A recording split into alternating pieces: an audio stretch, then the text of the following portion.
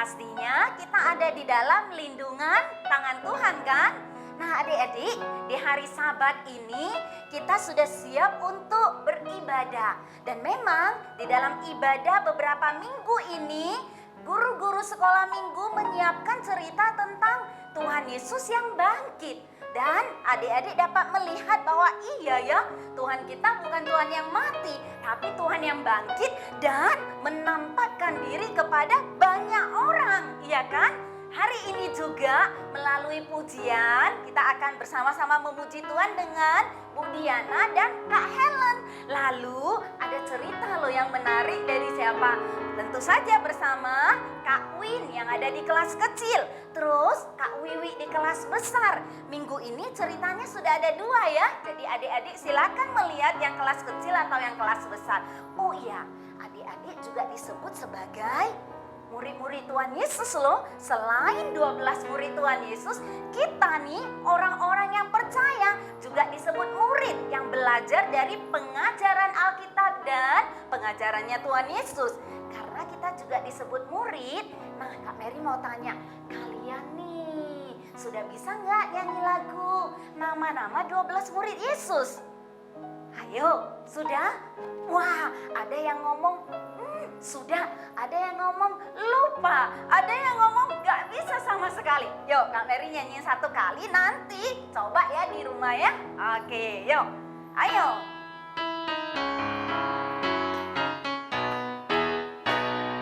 Simon Petrus, Andreas, Yakobus, Yohanes, Filipus, Thomas, Yakobus anak Alfeus. Ayo masih ada. Tadeus, Simon orang Zelot, Matius, Bartolomeus, Yudas Iskariot. Berapa? 12 murid Yesus. Sudah bisa? Kalau belum, diulang lagi lagunya ya. Oke adik-adik, mari kita beribadah dan Tuhan Yesus memberkati kita semua.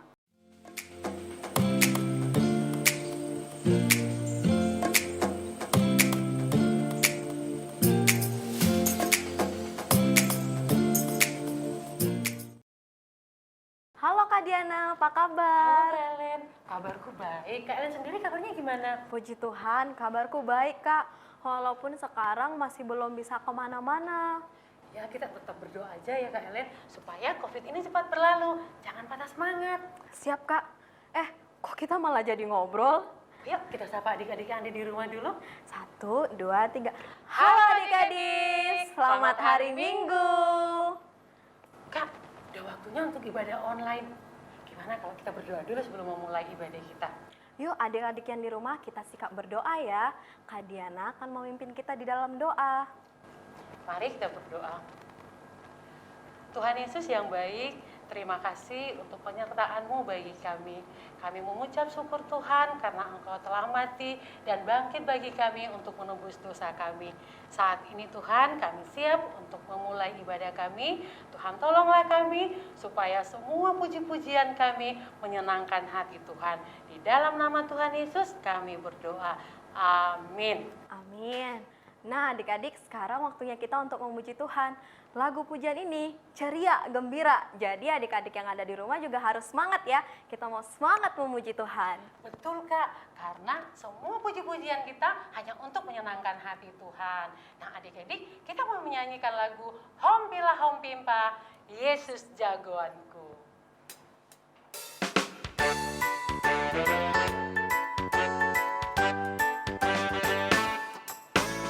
Hompila hompimpa, Yesus jagoanku.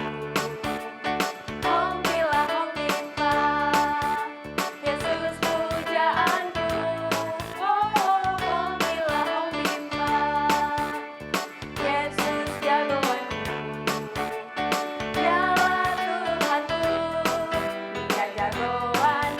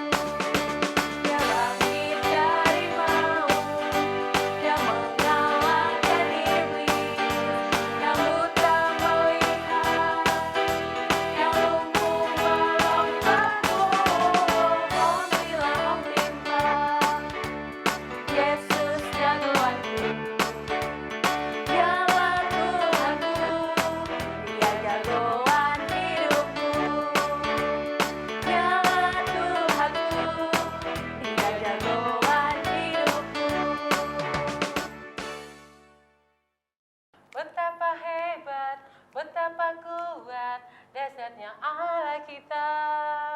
Kak, kayaknya aku tahu lagu itu deh. Kalian tahu lagu ini? Iya. Apalagi kelas besar dan kelas pra-remaja. Nah, untuk adik-adik yang kelas kecil, kita akan belajar lagu ini bersama-sama. Keren ya lagu ini? Iya, jangan cuman Kak Helen atau Kak Diana yang nyanyi. Yuk kita nyanyikan lagu ini bersama-sama. Yuk.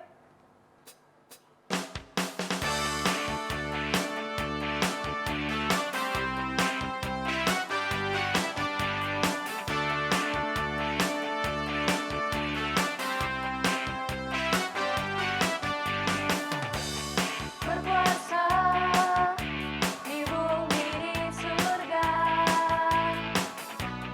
bertata dalam kemuliaan. Dialah Tuhan Allah kita, namanya berkuasa, membebas umatnya. Betapa hebat, betapa kuat, dahsyatnya Allah kita. Dia berjaya atas semua perbuatannya. Betapa hebat, betapa kuat, dahsyatnya Allah kita. Dia berjaya atas raja segala raja, Tuhan Allah kita.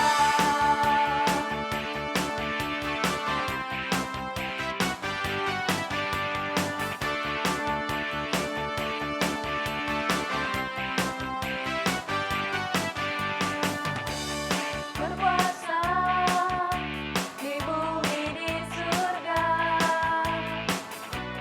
bertata dalam kemuliaan. Dialah Tuhan Allah kita, namanya berkuasa, pembebas umatnya. Betapa hebat, betapa kuat, dahsyatnya Allah kita. Dia berjaya atas semua perbuatannya. Betapa hebat, betapa kuat, dahsyatnya Allah kita. Dia bernama Yesus Raja segala raja, Tuhan Allah kita. Tuhan Allah kita.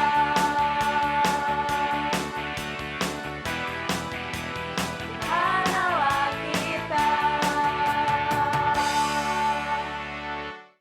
Nah, adik-adik, sekarang waktunya kita untuk mendengarkan firman Tuhan. Kita mau siapkan hati kita. Kita percaya bahwa kita punya Allah yang dahsyat, Allah yang berkuasa. Nah, adik-adik, kita siapkan hati kita bersama-sama ya untuk mendengarkan firman Tuhan. Sambil kita akan mengangkat lagu pujian Allahku dahsyat.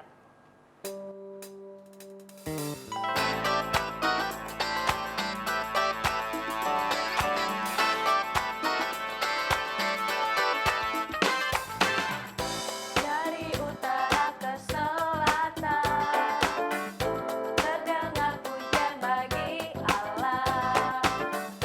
Dari barat sampai ke timur, nama Yesus disanjung tinggi. Dari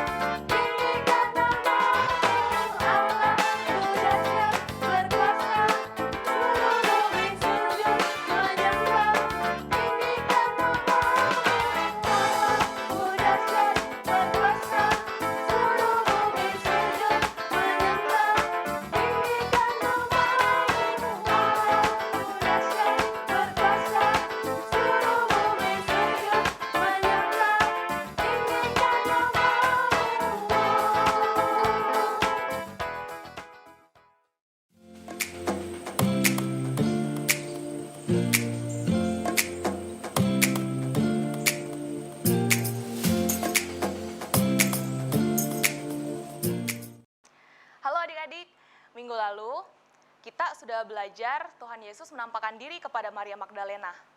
Nah, minggu ini kita akan belajar Tuhan Yesus yang menampakkan diri kepada dua orang murid yang sedang berjalan menuju Emmaus. Kisahnya ini nggak kalah menarik loh dari kisah minggu lalu. Yuk kita baca di Lukas pasal 24 ayat 13 sampai 35. Oke? Jadi Lukas pasal yang ke-24 ayat ke-13 sampai ke-35. Kawi bacakan ya. Pada hari itu juga, dua orang dari murid-murid Yesus pergi ke sebuah kampung bernama Emmaus, yang terletak kira-kira 7 mil jauhnya dari Yerusalem. Dan mereka bercakap-cakap tentang segala sesuatu yang telah terjadi. Ketika mereka sedang bercakap-cakap dan bertukar pikiran, datanglah Yesus sendiri mendekati mereka, lalu berjalan bersama-sama dengan mereka. Tetapi ada sesuatu yang menghalangi mata mereka, sehingga mereka tidak dapat mengenal Dia. Yesus berkata kepada mereka, "Apakah yang kamu percakapkan sementara kamu berjalan?" Maka berhentilah mereka dengan muka muram.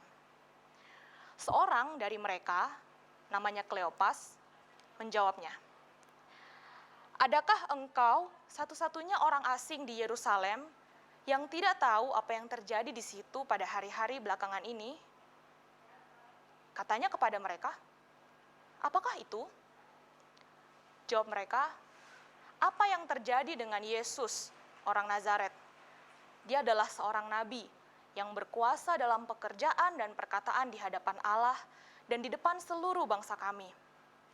Tetapi imam-imam kepala dan pemimpin-pemimpin kami telah menyerahkan Dia untuk dihukum mati, dan mereka telah menyalibkannya. Padahal kami dahulu mengharapkan bahwa Dialah yang datang untuk membebaskan bangsa Israel. Tetapi sementara itu telah lewat 3 hari sejak semuanya itu terjadi. Tetapi beberapa perempuan dari kalangan kami telah mengejutkan kami. Pagi-pagi buta, mereka telah pergi ke kubur dan tidak menemukan mayatnya. Lalu mereka datang dan dengan berita bahwa telah kelihatan kepada mereka malaikat-malaikat yang mengatakan bahwa Ia hidup. Dan beberapa teman kami telah pergi ke kubur itu dan mendapati bahwa memang benar yang dikatakan perempuan-perempuan itu, tetapi Dia tidak mereka lihat. Lalu Ia berkata kepada mereka, "Hai kamu orang bodoh, betapa lambannya hatimu, sehingga kamu tidak percaya segala sesuatu yang telah dikatakan para nabi. Bukankah Mesias harus menderita semuanya itu untuk masuk ke dalam kemuliaannya?" Lalu Ia menjelaskan kepada mereka apa yang tertulis tentang Dia dalam seluruh kitab suci, mulai dari kitab-kitab Musa dan segala kitab nabi. Mereka mendekati kampung yang mereka tuju. Lalu Ia berbuat seolah-olah hendak meneruskan perjalanannya. Tetapi mereka sangat mendesaknya, katanya, "Tinggallah bersama-sama dengan kami, sebab hari telah menjelang malam dan matahari hampir terbenam." Lalu masuklah Ia untuk tinggal bersama-sama dengan mereka. Waktu Ia duduk makan dengan mereka, Ia mengambil roti, mengucap berkat, lalu memecah-mecahkannya dan memberikannya kepada mereka. Ketika itu, terbukalah mata mereka dan mereka pun mengenal Dia. Tetapi Ia lenyap dari tengah-tengah mereka. Kata mereka seorang kepada yang lain, "Bukankah hati kita berkobar-kobar ketika Ia berbicara dengan kita di tengah jalan dan ketika Ia menerangkan kitab suci kepada kita?" Lalu bangunlah mereka dan terus kembali ke Yerusalem. Di situ mereka mendapati ke-11 murid itu. Mereka sedang berkumpul bersama-sama dengan teman-teman mereka. Kata mereka itu, "Sesungguhnya Tuhan telah bangkit dan telah menampakkan diri kepada Simon." Lalu kedua orang itu pun menceritakan apa yang terjadi di tengah jalan dan bagaimana mereka mengenal Dia pada waktu Ia memecah-mecahkan roti. Adik-adik, sebelum kita melanjutkan firman Tuhan, mari kita berdoa. Tuhan Yesus, kami ingin belajar firman Tuhan. Mohon Tuhan tolong kami untuk bisa mengerti, untuk bisa percaya dengan seluruh firman Tuhan. Berkati juga Kak Wiwi yang akan menceritakan kepada kami. Di dalam nama Tuhan Yesus, kami berdoa. Amin. Nah, adik-adik, 2 orang yang tadi berjalan menuju Emmaus, itu adalah murid Yesus. Tetapi mereka bukan bagian dari 12 murid Yesus. Kalian masih ingat nggak lagu yang berisi 12 nama murid Tuhan Yesus? Yuk kita nyanyiin sama-sama yuk.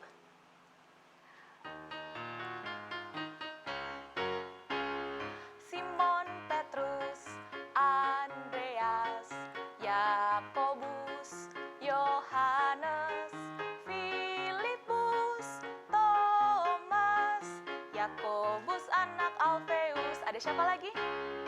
Tadeus, Simon orang Zelot, Matius, Bartolomeus, Yudas Iskariot, 12 murid Yesus.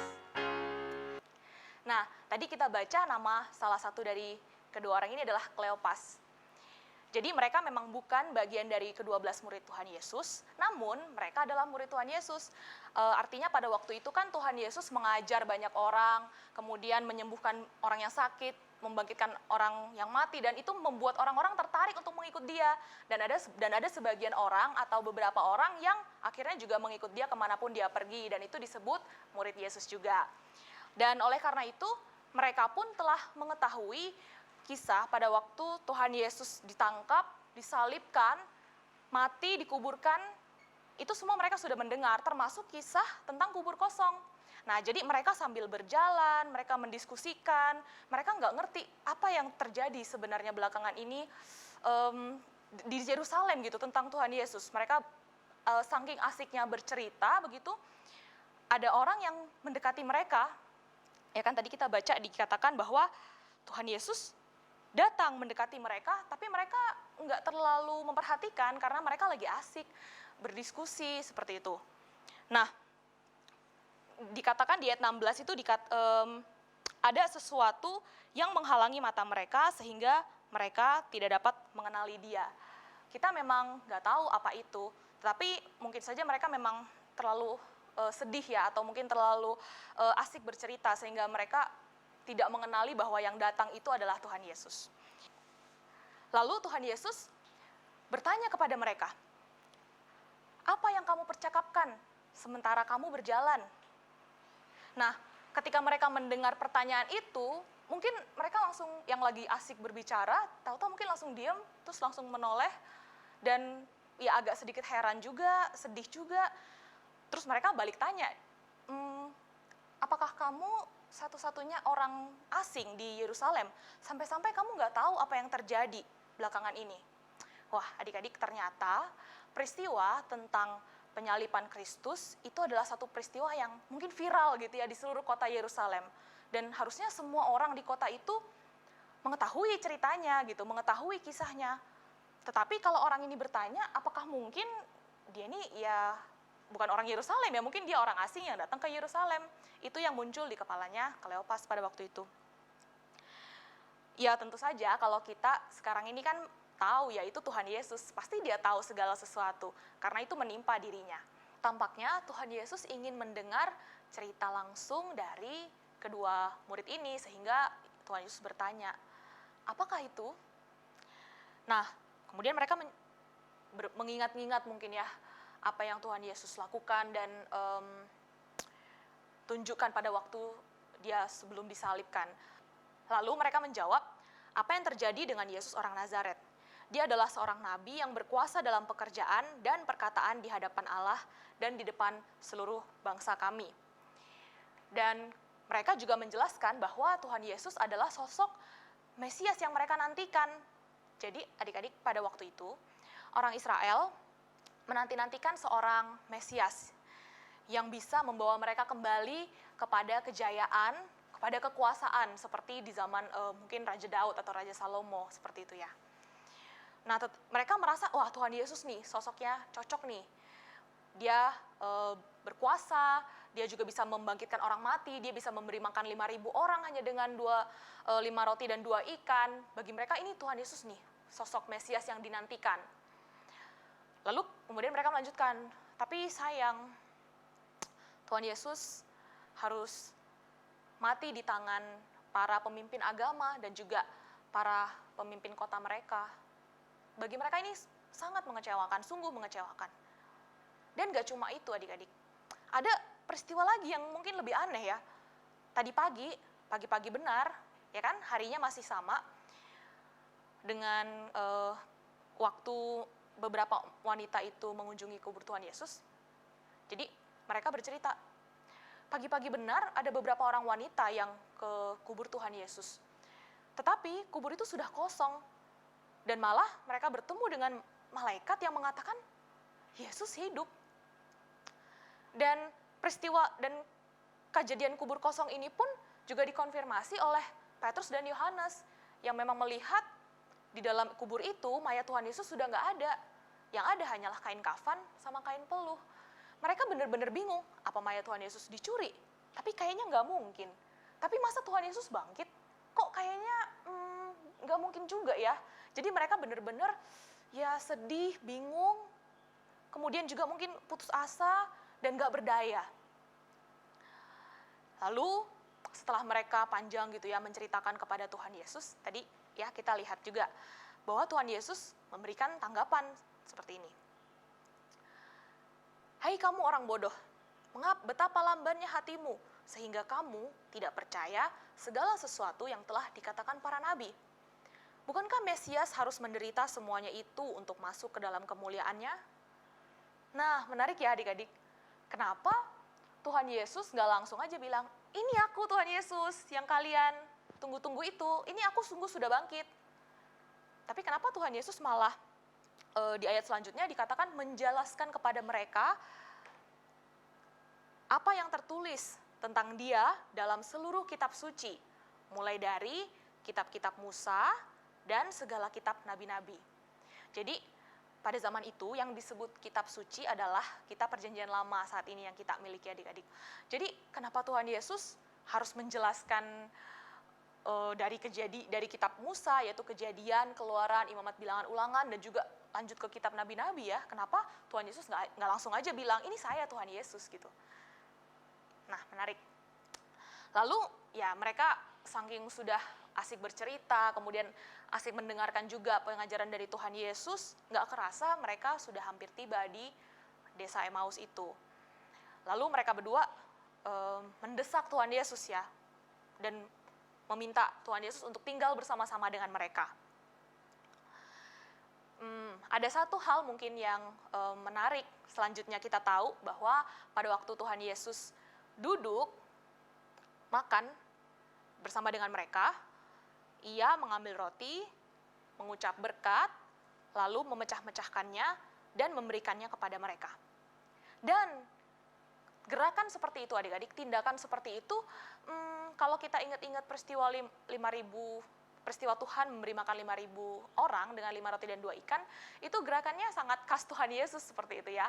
Dan ketika mereka melihat Tuhan Yesus melakukan itu, mata mereka langsung terbuka dan mereka langsung sadar bahwa oh, ini Tuhan Yesus. Tetapi Tuhan Yesus lenyap dari tengah-tengah mereka, dikatakan bahwa ia lenyap dari tengah-tengah mereka. Wah, menarik sekali ya.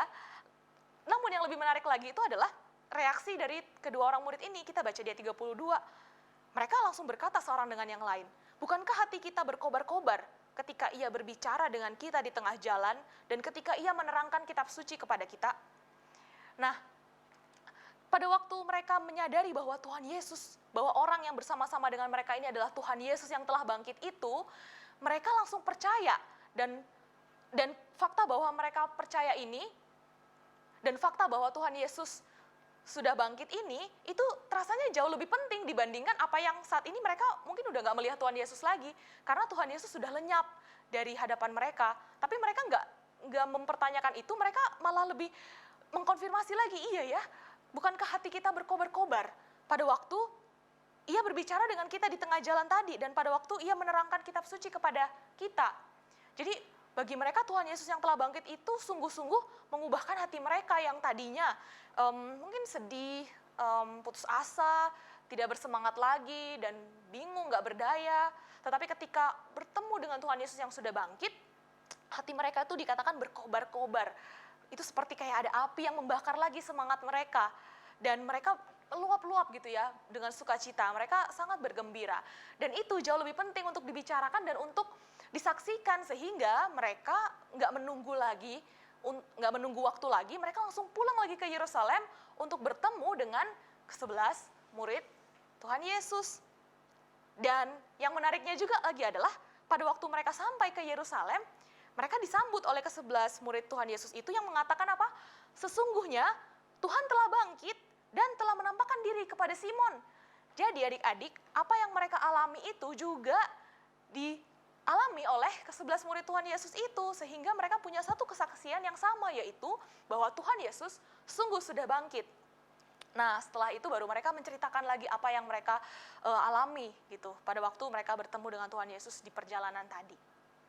Satu hal yang bisa kita pelajari dari bagian ini adalah sebetulnya kebangkitan Tuhan Yesus itu sudah tercatat di dalam kitab suci pada waktu itu. Hanya saja mereka nggak melihat dan nggak percaya dengan segala sesuatu yang tertulis di dalam kitab suci. Mungkin mereka hanya percaya sebagian, sehingga mereka nggak mengerti dan nggak mengenali Tuhan Yesus yang sudah bangkit itu. Nah, Tuhan Yesus ingin mengajarkan kepada mereka bahwa firman Tuhan itu adalah kebenaran yang sejati. Seluruh dari firman Tuhan itu harus kita percayai. Sehingga tadi kita lihat Tuhan mengajarkan mereka mulai dari awal sampai akhir, seluruhnya, semuanya. Dan Tuhan juga ingin meyakinkan mereka bahwa semua nubuatan, semua yang tertulis mengenai Mesias itu sudah digenapi di dalam Tuhan Yesus, di dalam dirinya. Tuhan Yesus itu masih sama, adik-adik, sampai hari ini. Dan firman Tuhan juga sama hingga hari ini dan tidak pernah berubah. Janji-janjinya juga pasti akan tergenapi. Dan Tuhan Yesus juga mau kita membaca Alkitab dan mempercayai segala sesuatu yang tertulis di dalamnya. Karena firman Tuhan adalah kebenaran yang sejati dan yang tidak pernah berubah. Mari kita percaya akan hal ini dan mari kita berdoa memohon Roh Kudus untuk menolong kita pada waktu kita membaca, kita bisa percaya dan kita juga bisa merasakan damai sejahtera, sukacita, dan pengharapan.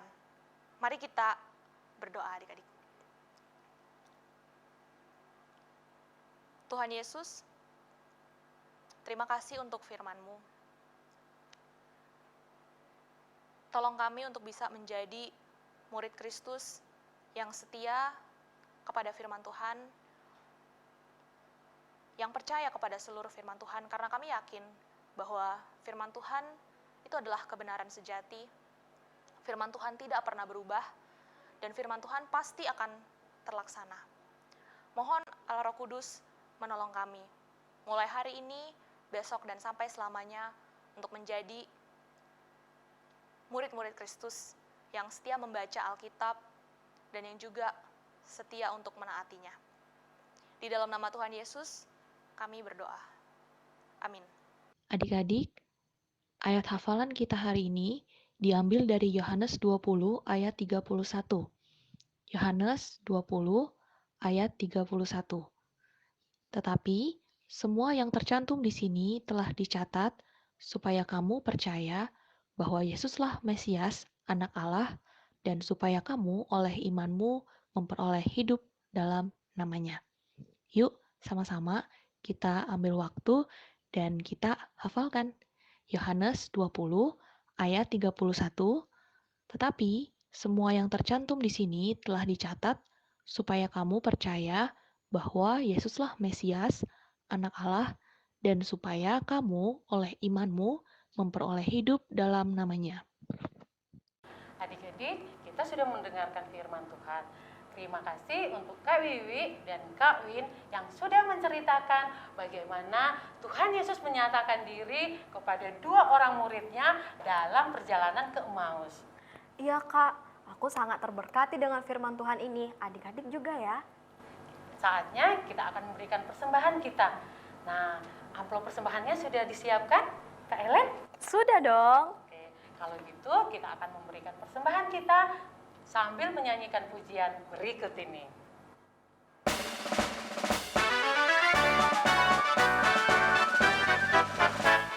Hidup, hidup, hidup selamanya.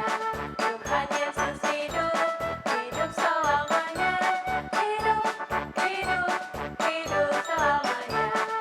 Tuhan Yesusku hidup.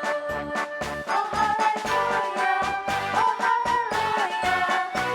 Tuhan Yesusku hidup selamanya. Oh haleluya, oh haleluya. Tuhan Yesusku hidup. Alive, alive forevermore. My Jesus is alive, alive forevermore. Alive, alive, alive forevermore. My Jesus is alive. Sing hallelujah, sing hallelujah. My Jesus is alive forevermore. Sing hallelujah, sing hallelujah. My Jesus is alive. Oh hallelujah, oh hallelujah. Tuhan Yesusku hidup selamanya. Oh hallelujah, oh hallelujah. Tuhan Yesusku hidup. Tuhan Yesusku hidup. Tuhan Yesusku hidup. Adik-adik, sekarang kita mau berdoa untuk persembahan kita, agar persembahan kita ini berkenan di hadapan Tuhan. Yuk semuanya sikap berdoa, kita mau berdoa ya. Bapa di dalam surga, terima kasih kami sudah mendengarkan firman Tuhan. Dan barusan juga kami sudah memberikan persembahan kami yang terbaik buat Tuhan.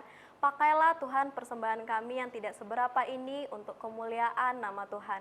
Terima kasih Bapa yang baik, ini doa kami. Dalam nama Tuhan Yesus kami berdoa. Amin.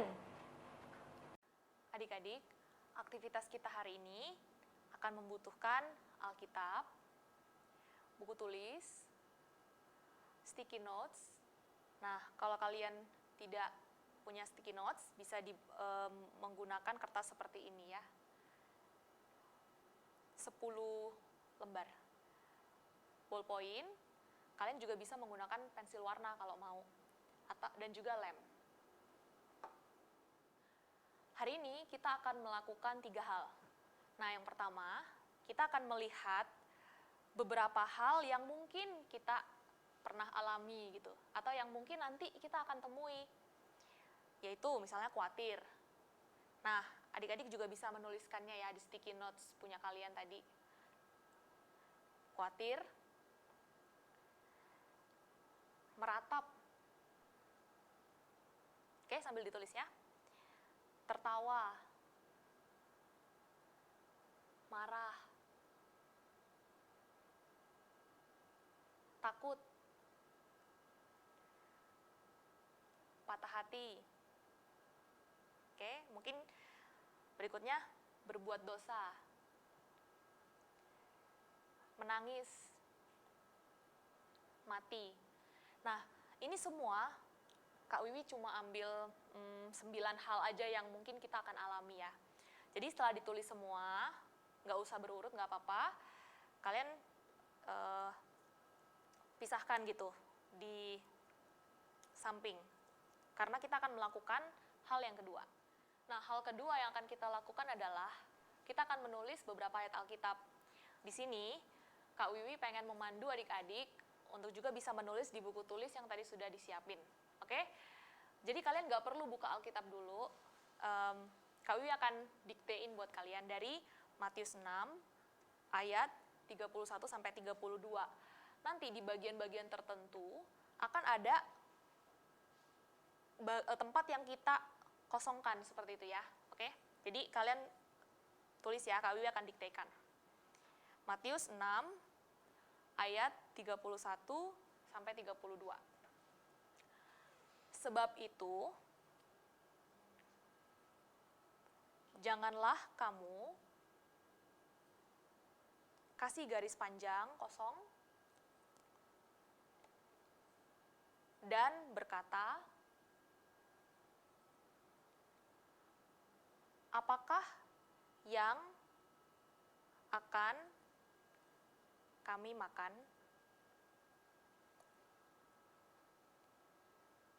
Apakah yang akan kami minum? Tanda tanya. Apakah yang akan kami pakai? Tanda tanya. Semua itu dicari bangsa-bangsa yang tidak mengenal Allah. Akan tetapi, Bapamu yang di sorga, ya, tahu bahwa kamu memerlukan semuanya itu. Oke, kalau sudah, kita balik lagi untuk menulis ayat yang kedua.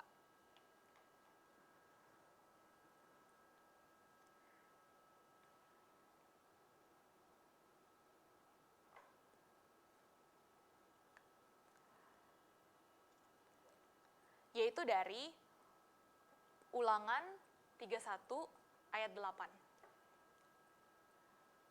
Oke, Ulangan 31 ayat 8. Sebab Tuhan, ya, huruf besar semua, koma, Dia sendiri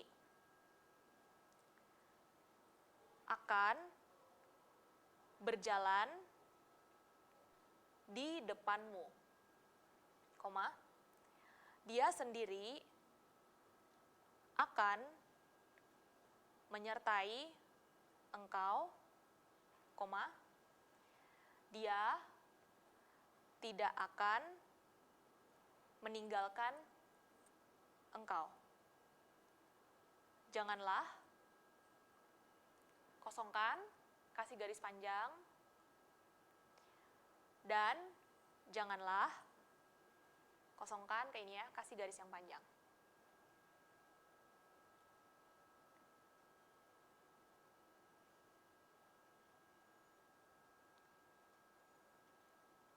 Nah, berikutnya dari Pengkhotbah 3 ayat 4. Ada waktu untuk dikosongkan, koma, ada waktu untuk dikosongkan, ada waktu untuk dikosongkan, ada waktu untuk menari. Oke, satu lagi ya. Masih ada 2 lagi ternyata. Dari Yohanes 8 ayat 11b. Lalu, kata Yesus, aku pun tidak menghukum engkau, titik. Pergilah, koma, dan jangan, kasih garis panjang, lagi, mulai dari sekarang. Oke, nah yang terakhir, dari Yohanes 11, ayat 25 sampai 26. Jawab Yesus, akulah kebangkitan dan hidup. Barang siapa percaya kepadaku, ia akan hidup walaupun ia sudah dikasih garis panjang. Nah, adik-adik, langkah yang ketiga itu adalah kita akan melihat Alkitab gitu. Lalu kemudian kita akan melihat nih hal-hal yang kita alami di dalam terang firman Tuhan. Mungkin ada dari kita yang saat ini sedang merasa khawatir, atau mungkin ada yang sedang marah. Ada yang mungkin lagi berbuat dosa yang tidak diketahui oleh orang-orang lain. Atau mungkin nanti ada yang juga merasa patah hati, ada yang takut, dan bahkan kita semua nanti akan mengalami yang namanya mati. Nah, ini semua adalah hal-hal yang kita bisa alami adik-adik. Tetapi apa kata firman Tuhan tentang ini? Ya, kita buka dari yang pertama Matius 6 ayat 31 sampai 32. Matius 6 ayat 31 sampai 32. Kita baca ya. Sebab itu, janganlah kamu khawatir dan berkata, apakah yang akan kami makan? Apakah yang akan kami minum? Apakah yang akan kami pakai? Semua itu dicari bangsa-bangsa yang tidak mengenal Allah. Akan tetapi, Bapamu yang di sorga tahu bahwa kamu memerlukan semuanya itu. Nah, jadi tadi pengalaman khawatir ini harus ditempel di sini adik-adik. Oke, tadi pakai lem ya, yang kalian sudah siapin juga. Kita lem ya. Kita tambahin lem ya di sticky notes-nya atau di kertas yang putih yang tadi kalian sudah buat.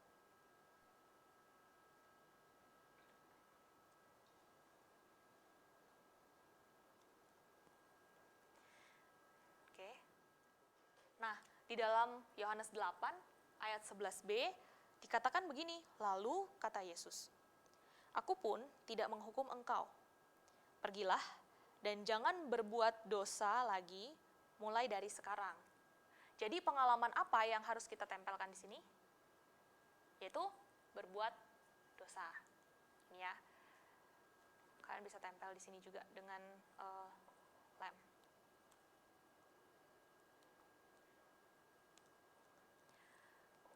Maksudnya apa nih adik-adik? Kita juga seringkali hanya melihat bahwa kita hanya ingin berbuat dosa gitu.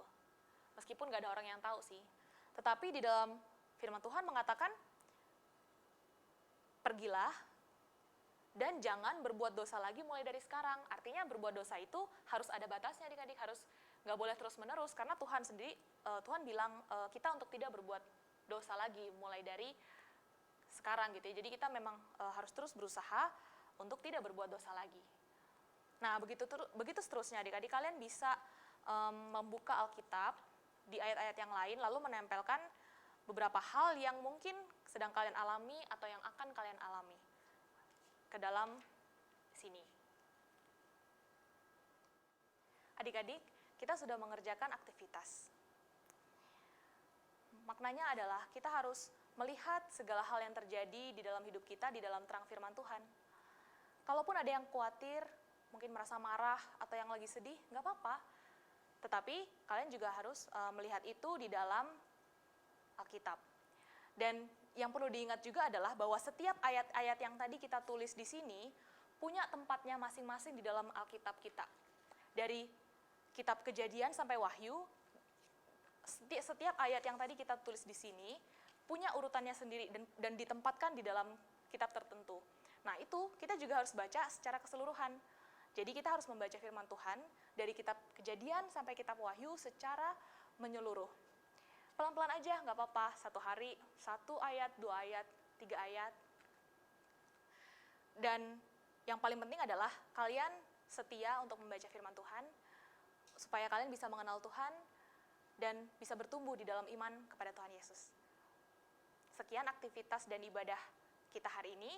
Sampai jumpa lagi di ibadah minggu depan. Tuhan Yesus memberkati.